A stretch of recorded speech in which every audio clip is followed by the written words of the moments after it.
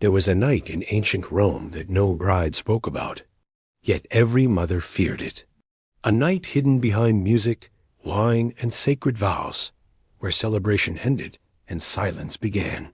Historians documented the processions, the veils, the rituals of union. But what happened after the chamber doors closed was buried so deeply that even Roman writers avoided describing it. On this night, a young bride did not enter marriage. She was delivered into it.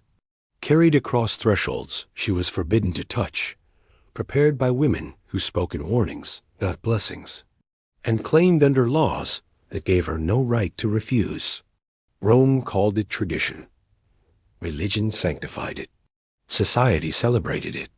But beneath the saffron veil lived terror. Tonight, we uncover the ritual Roman brides feared most, a ceremony born from conquest, preserved through silence, and erased from comfortable history. Through rare texts, legal fragments, and reconstructed testimony, we step inside the wedding chamber itself, to witness the moment a woman's identity was stripped, transferred, and sealed behind closed doors. Because this was not the story of one bride. It was the story of an empire, built not only on conquered lands, but on conquered lives. And once you see what happened that night, you will never look at Roman civilization the same way again. The saffron veil of dread beneath the sacred saffron veil, no Roman bride saw clearly, but all of them feared what waited in the dark. On the night meant to celebrate union, Valeria Quintina felt only the slow tightening grip of ownership. As torches were prepared outside, she realized the ceremony was not the end of her girlhood, but the burial of it. The saffron veil resting over Valeria Quintina's face carried the faint scent of crushed flowers and her mother's tears. It was meant to symbolize purity, fortune, and sacred transition, yet to her it felt heavy, like fabric soaked in generations of dread. She stood motionless in the atrium of her father's house, surrounded by marble columns and ancestral statues, whose stone eyes had watched countless daughters stand exactly where she now stood. The household bustled with celebration, servants carrying wine, musicians tuning instruments, relatives laughing loudly enough to drown discomfort. But beneath the festival noise lived another atmosphere, one unspoken, inherited, and understood only by women. Valeria was 19 years old, dressed in the tunica recta she had woven herself, the ritual garment every Roman bride prepared as part of her upbringing. 6 braids bound her hair in the ancient bridal style, each plait tight enough to sting her scalp. Around her waist lay the knot of Hercules, pulled firm, a symbol that only her husband would have the right to untie. It was praised as sacred tradition. Tonight, it felt more like a seal of transfer. Until sunrise that morning, she had belonged to her father, legally, socially, bodily. His authority had governed her movements, her speech, her future. Now that authority was dissolving with the setting sun, passing into the hands of a man she had met only once. Gaius Servilius Capio, 41 years old, widowed, politically established, had looked at her during their meeting, not with affection, but with assessment. Like a man reviewing land he intended to acquire. Her mother adjusted the veil again, though it needed no adjustment. Roman mothers did this often on wedding days, fussing with fabric to avoid speaking truths. "It will be over by morning," she whispered, her voice carefully steady. "You must be still. You must endure. Endure, not celebrate. Not cherish. Endure." The word lodged inside Valeria's chest like a stone. She wanted to ask what precisely must be endured, but the answer lived already in half-heard whispers, in conversations that ended when she entered rooms, in the way older women fell silent whenever wedding nights were mentioned. She knew enough to understand that joy was not guaranteed, survival was. As sunset crept closer, the household's energy shifted. Torches were prepared for the procession. Musicians rehearsed the crude wedding songs Romans insisted were humorous. Male relatives drank heavily, congratulating her father on the alliance. No one congratulated Valeria herself. She withdrew briefly to a side chamber, seeking air that did not feel shared by 100 expectations. From a narrow window, she watched the sky burn slowly from gold to amber. Each shade felt like a countdown. Somewhere beyond the courtyard walls stood the house she would soon enter, not as guest, but as possession. Footsteps echoed behind her. For a moment she thought it might be her mother again, but when she turned, she saw only her reflection in a polished bronze mirror, veiled, braided, bound. She studied the girl staring back and felt the first fracture of identity. By morning, that girl would legally cease to exist. Her name, her loyalties, even her household gods would change. Roman marriage did not merge lives. It transferred them. From the atrium came rising laughter, men joking about the night ahead, women smiling tightly at remarks they themselves had once endured. The sound crawled under Valeria's skin. She realized then that the celebration was not for her happiness, but for the completion of a social transaction centuries old. A daughter leaving, a wife delivered, a lineage secured. The door opened. A servant announced softly that the procession hour approached. Valeria inhaled slowly beneath the saffron veil. The fabric warmed with her breath, trapping it, returning it to her face like the air inside a tomb. She stepped back into the torchlit atrium where guests gathered to witness her departure. Outside, the first flames were being lit, and with them began the night Roman brides feared most. Whispers from women who survived. Before the torches were lit, Valeria sought the only truth Rome allowed to exist, truth spoken in locked rooms. What mothers would not say, widows revealed in hushed voices sharpened by memory. Because every Roman bride entered marriage blind, unless another woman chose to break the silence. An hour before the wedding procession, while laughter and music thickened the air of the atrium, Valeria slipped quietly into a narrow storage chamber at the rear of her father's house. It was a place rarely used except for oil jars and ceremonial fabrics, but tonight it served another purpose: privacy. Roman homes were built around visibility, yet women had always found hidden corners when truths needed speaking. She did not have to send for her aunt. Cornelia arrived on her own, closing the wooden door behind her with deliberate care, as though sealing them away from the rest of Rome itself.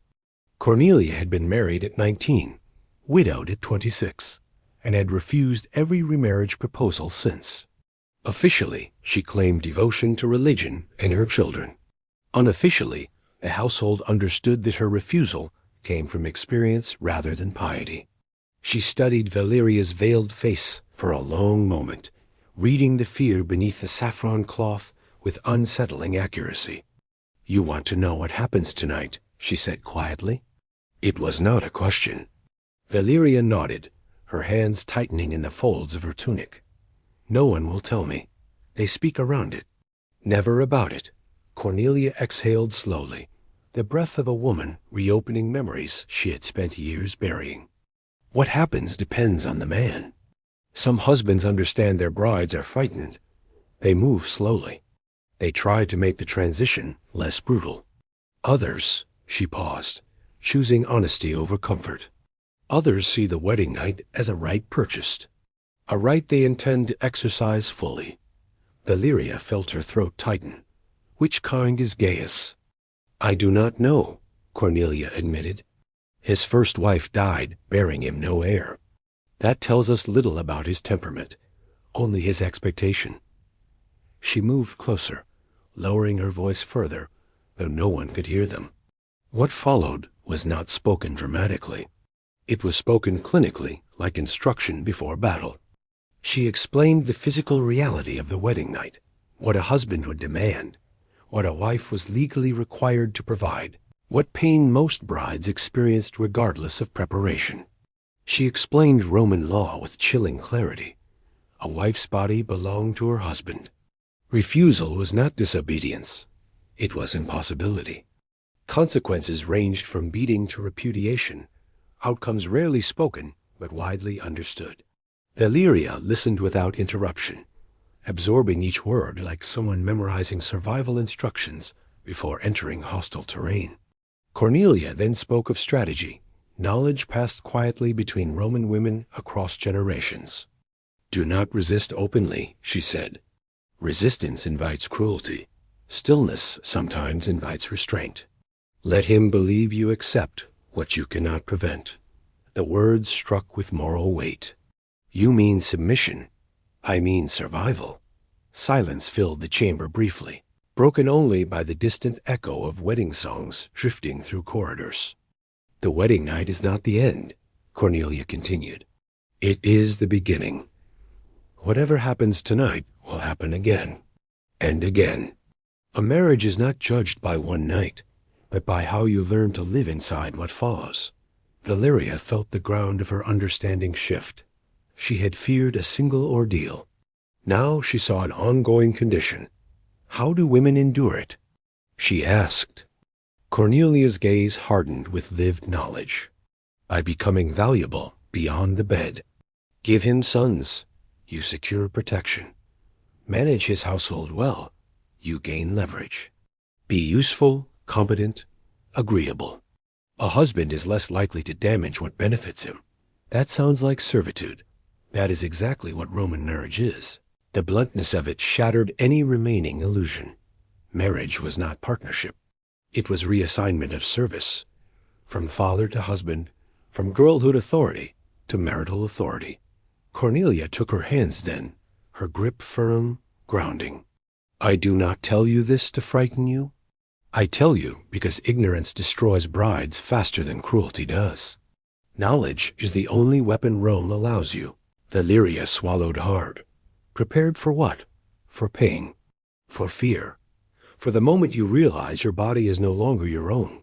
Cornelia's voice softened slightly. "And prepared to survive it. To wake tomorrow and begin learning how to live afterward." Outside, a horn sounded, the signal that torchbearers were assembling. Cornelia released her hands. "Go back to the feast. Smile. Let no one see fear. The performance begins now, and it does not end until death separates you." Valeria stepped back into the corridor, the noise of celebration swallowing her again. But now the music sounded distant, distorted, like sound heard underwater, because she no longer walked toward marriage in ignorance. She walked toward it informed, and somehow that made the coming night feel even darker. The procession of no return. When the torches were lit, Rome did not escort a bride, it delivered her. The songs were loud, the laughter crude, but beneath the celebration lived an older, darker memory. Because every Roman wedding procession reenacted a history of taking, not choosing. Night fell slowly over Rome, not as darkness but as firelight. One by one, torches were raised in the courtyard of Valeria's father's house, their flames bending in the evening wind like living witnesses summoned for the ritual. Musicians struck their instruments, drums and pipes weaving a festive rhythm that echoed against marble walls. To the guests, it was celebration, spectacle, tradition. To Valeria, standing veiled at the threshold, it felt like the opening march of a sentence already passed. She stepped forward when summoned, her movement guided rather than chosen. 2 young boys walked beside her, chosen symbols of fertility, living reminders of the sons she was expected to produce. Behind her, slaves carried chests of dowry goods, silks, coins, household vessels, wealth transferred alongside her body. Ahead, torchbearers formed a glowing path through the streets of Rome, illuminating the route from one household authority to another. And beside her walked her husband. Gaius Servilius Capio spoke little. His presence was solid, assured, a man accustomed to acquisition rather than courtship. Occasionally, he glanced toward her, not with tenderness, but with quiet evaluation, as though confirming that what he had arranged was indeed being delivered intact. The distance between their ages, their lives, their expectations, stretched wider than the torchlit road itself. The procession moved forward. As they passed through the streets, The city reacted. Neighbors leaned from balconies, hauling blessings or jokes depending on temperament. Some tossed flowers. Others shouted crude wedding chants that Romans insisted were humorous. The lyrics spoke openly of the bedchamber awaiting them, of what the groom would take, what the bride would yield, what sounds the household might hear before dawn. Laughter followed each line. Valeria felt heat rise beneath her veil, not from embarrassment alone, but from the realization that nothing about the night ahead was private. Rome acknowledged it publicly, ritualized it, normalized it through humor, so it would never need to be questioned. The music grew louder as they advanced, yet beneath its rhythm another meaning pulsed, one far older than wedding custom. Because the Roman bridal procession did not originate in romance. It originated in abduction. Generations earlier, when Rome was young and lacking women, Roman men had seized wives by force in the infamous mass capture known as the taking of the Sabine women. Historians debated details, but the cultural memory endured. Brides carried from their homes, delivered to unfamiliar men, absorbed into foreign households. The wedding procession reenacted this origin symbolically, transforming violence into ceremony, conquest into tradition. Valeria had heard the story as a child, told proudly as proof of Rome's determination. Tonight, walking beneath torchlight toward a man she barely knew, the story felt less heroic, more instructional. The crowd's laughter faded behind her as the procession entered quieter streets, leading toward her husband's residence. Here, the torches burned brighter, their smoke rising in dark ribbons against the night sky. The musicians slowed their tempo, their rhythm shifting from festive to ceremonial. Every step echoed louder in the narrowing road, each footfall carrying her farther from childhood and deeper into irreversible transition. She looked once over her shoulder. Her father's house was no longer visible, swallowed by distance and flame. Ahead stood the domus of Gaius Servilius Capio, its entrance illuminated, its doors open, its threshold waiting like a boundary between identities. Guests gathered outside, forming a corridor through which she would pass. Their faces glowed in torchlight, expectant, entertained, reverent toward the ritual unfolding before them. The procession halted. The music ceased abruptly, leaving only the crackle of fire and the distant hum of Rome at night. Valeria's breath slowed beneath the veil. She knew what came next. Every Roman bride did. She would not walk into her husband's house. She would be carried. Strong attendants stepped forward, hands already prepared to lift her. The ritual dated back centuries, its meaning debated, but its symbolism unmistakable. A bride did not enter marriage under her own power. She was taken across the threshold, delivered, placed, installed. As the men reached for her, Valeria felt the final thread of girlhood loosen inside her chest. The torches flickered. The crowd watched. And Rome prepared to reenact, once again, the ancient act of claiming a bride. The threshold ritual of possession. A Roman bride never crossed her husband's threshold by choice. She was lifted, like spoils of conquest, reenacting an origin Rome preferred to romanticize. Because once her feet left the ground, her past no longer belonged to her. The moment the procession halted before the house of Gaius Servilius Capio, the atmosphere shifted from public festivity to ritual gravity. Torches burned brighter near the entrance, their flames reflecting against polished stone walls, casting shadows that moved like silent witnesses. The doorway itself stood wide, decorated with garlands and sacred symbols. Yet to Valeria, it resembled less a welcome and more a boundary, a line between identities that could never again be crossed in reverse. She did not step forward. She was lifted.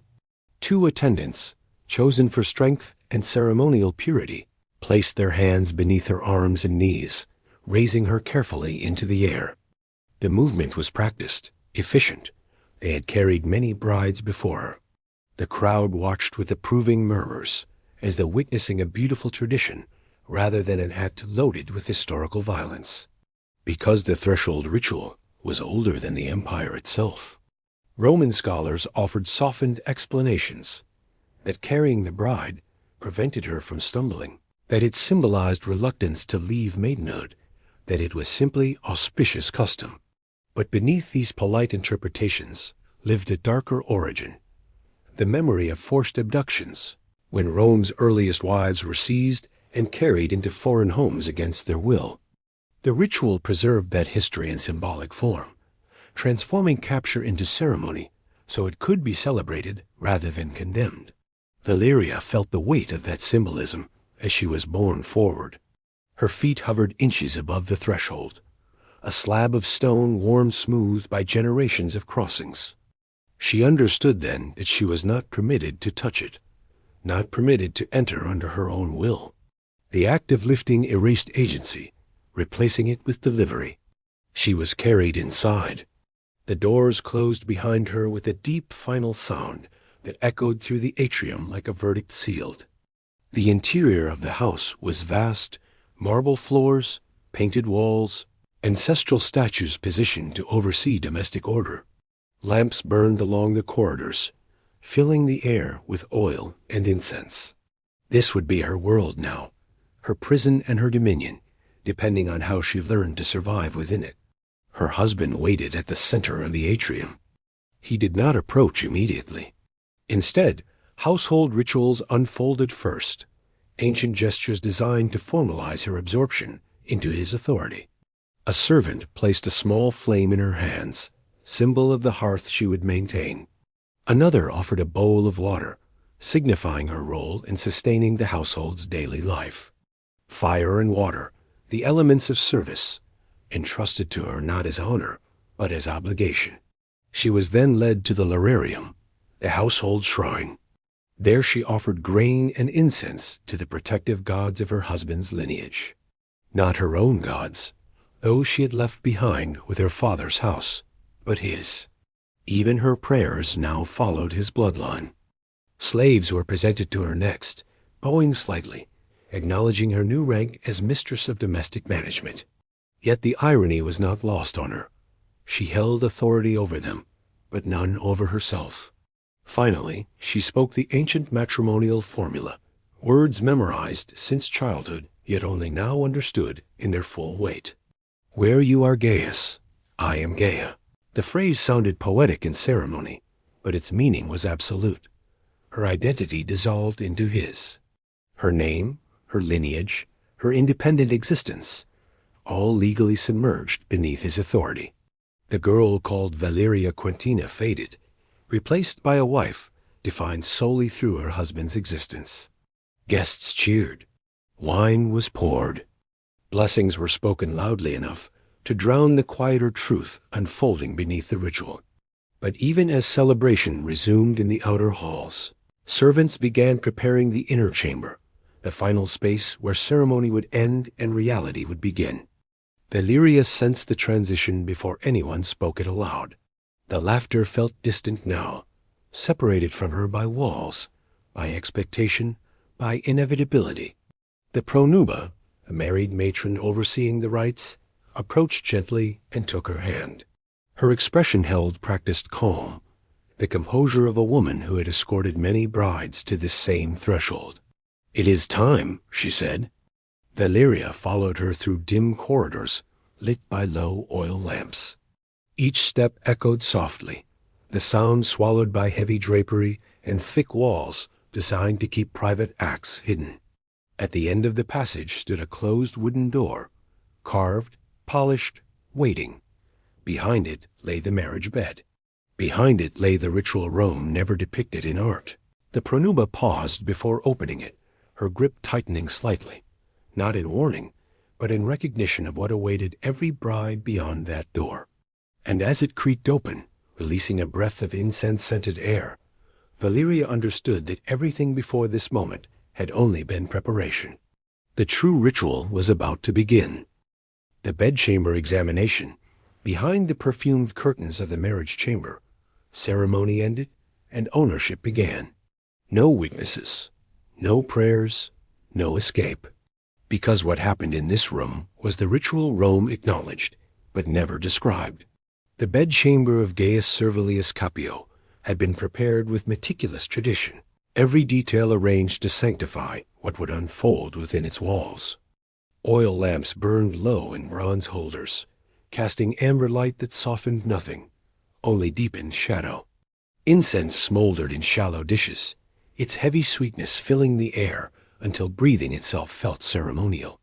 At the center stood the lectus genialis, the marriage bed, draped in fine fabrics, scattered with petals meant to symbolize fertility, though their fragrance now mingled uneasily with the smoke.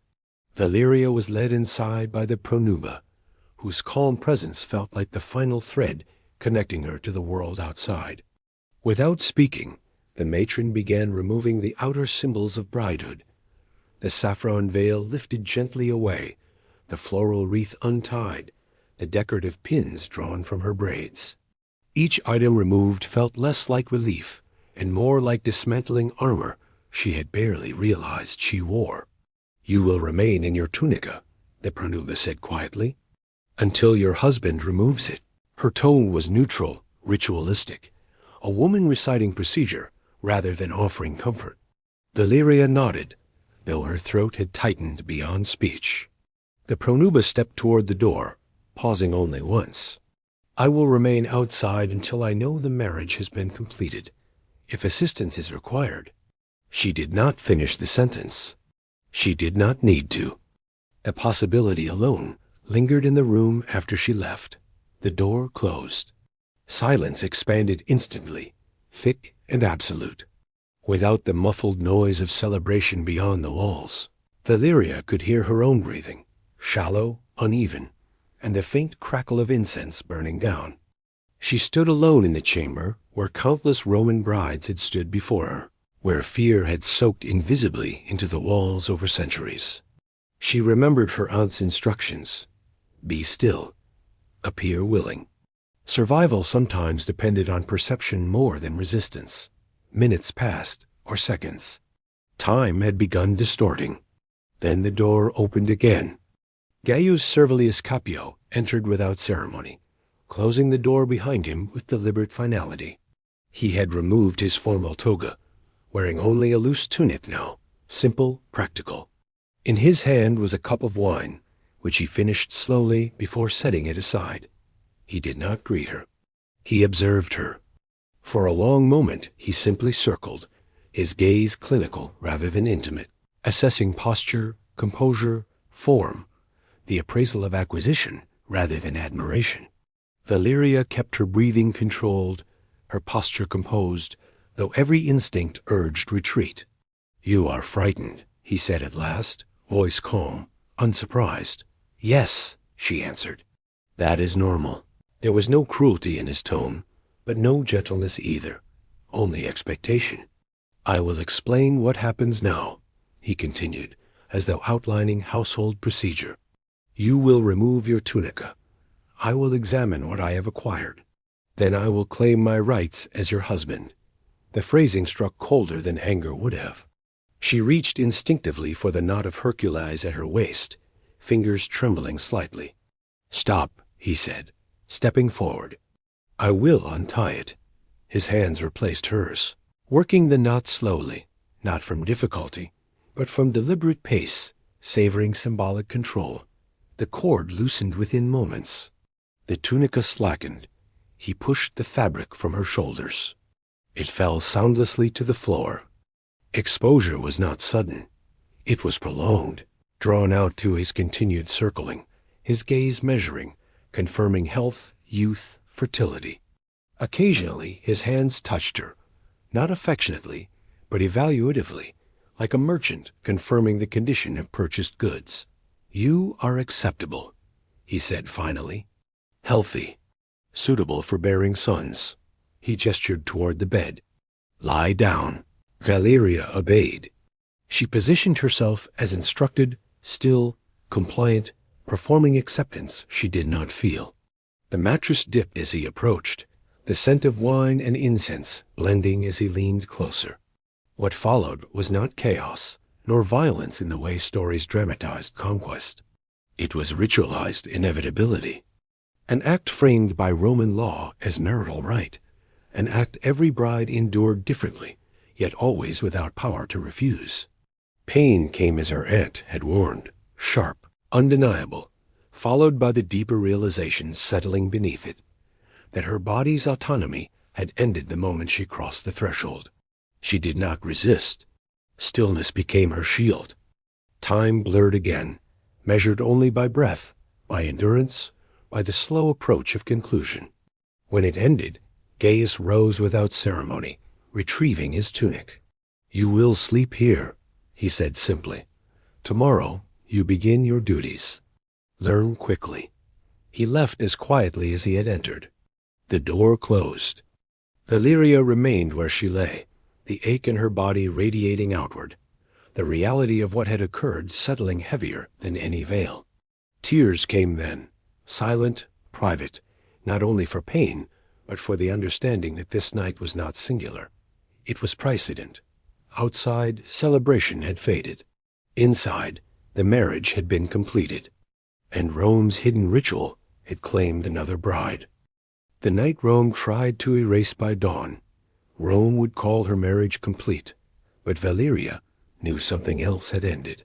The wedding night was never the climax, it was the initiation, because what Rome buried in silence was not one ritual, but a lifetime built upon it.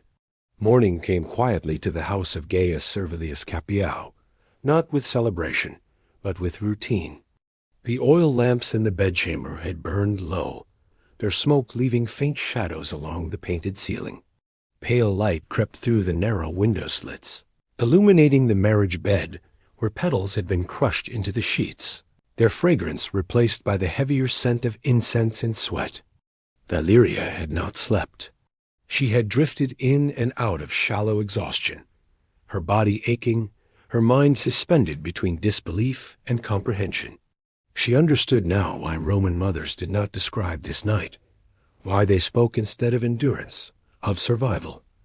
The truth was not a single moment of pain. It was the irreversible awareness that followed it. She rose slowly when servants knocked, entering without waiting for permission. They did not ask how she felt. They did not need to. Their expressions carried professional detachment, the same composure they wore every morning after every wedding night. Fresh garments were laid out. Water was brought for washing. The ritual of restoration began immediately, as though normalcy could be reapplied like cosmetics over injury. By the time she stepped into the atrium, the household had already resumed its rhythm. Slaves moved through corridors. The hearth fire burned steadily. Account scrolls were being reviewed. Marriage, in Roman structure, did not pause life. It absorbed the bride into its machinery overnight. Gaius Servilius Capio greeted her not as a lover, but as a household authority addressing a subordinate officer. "The housekeeper will instruct you in domestic management," he said. "You will oversee supplies, textile production, and servant discipline. Efficiency is expected." There was no reference to the night before, no acknowledgement of transition. The ritual had been completed. Therefore, it required no discussion. Valeria inclined her head in acceptance, understanding instinctively that emotional response had no place in this structure. Marriage here was functional, contractual, reproductive. Personal comfort existed only if it did not interfere with order. As the day progressed, she was shown storerooms, weaving chambers, accounting spaces, the operational heart of the household she was now expected to maintain. Servants bowed to her rank. Yet beneath the authority granted to her lived the deeper reality Cornelia had described. Power over others did not equal power over herself. By evening, fatigue settled into her bones, but dread returned with the setting sun. Because marriage had not been consummated once, it had been initiated. When night came again, she knew the ritual could repeat, tomorrow, or the next night, or whenever her husband chose. Roman law did not define frequency. It defined access.